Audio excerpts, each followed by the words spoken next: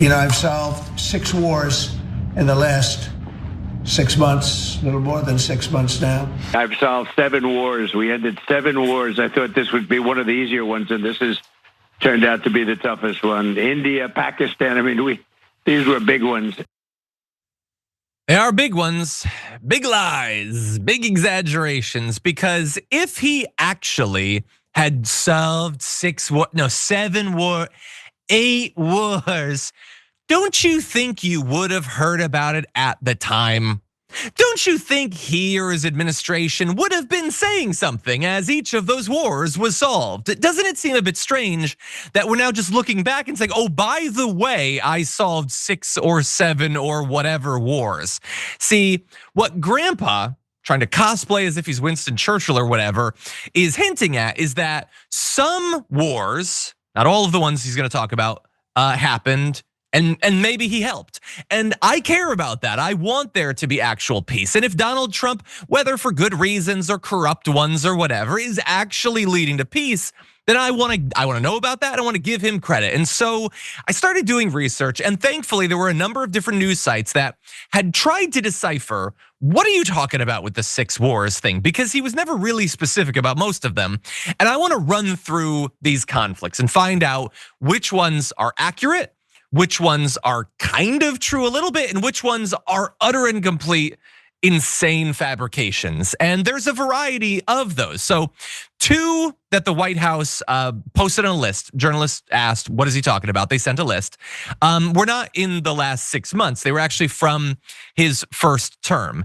And even in those cases, it's not actually accurate that they stopped these wars. So 1, Ethiopia and Egypt, there wasn't an actual agreement or peace treaty or anything like that. We don't know exactly what he is claiming to have been involved in, and it happened many years ago. But whatever, he's adding it as a conflict he solved in the last 6 months. That's interesting. Many of the conflicts that he is claiming he solved are still very much unresolved, and conflict is still ongoing.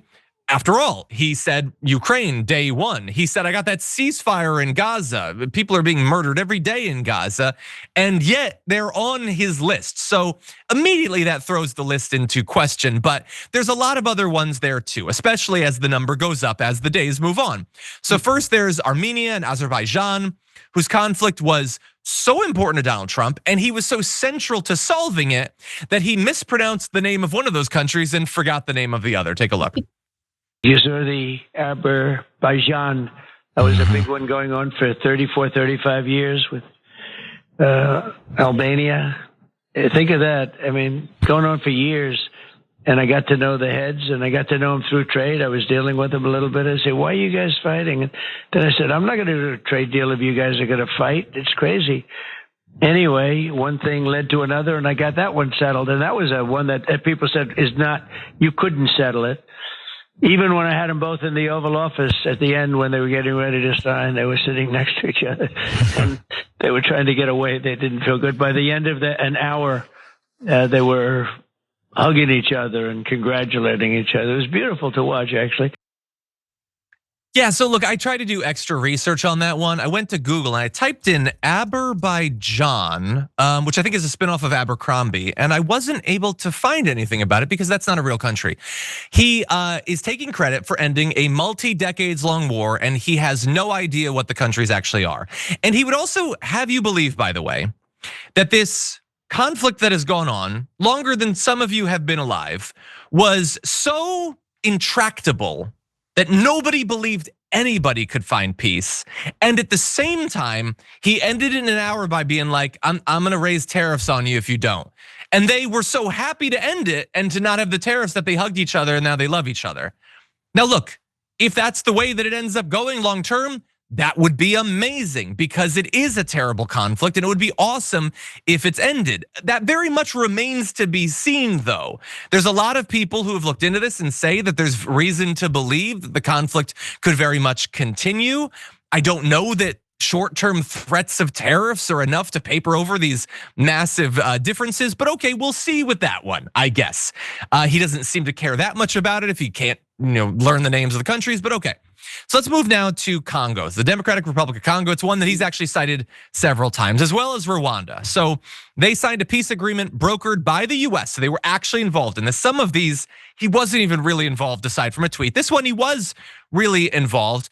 The issue is that both the Congolese army and the Rwandan-backed M23 rebel group have accused each other of violating the peace agreement by carrying out attacks and building up troops. Now look, I am not gonna be overly hard on Trump if you get a peace agreement and it doesn't 100% stick for all time, okay?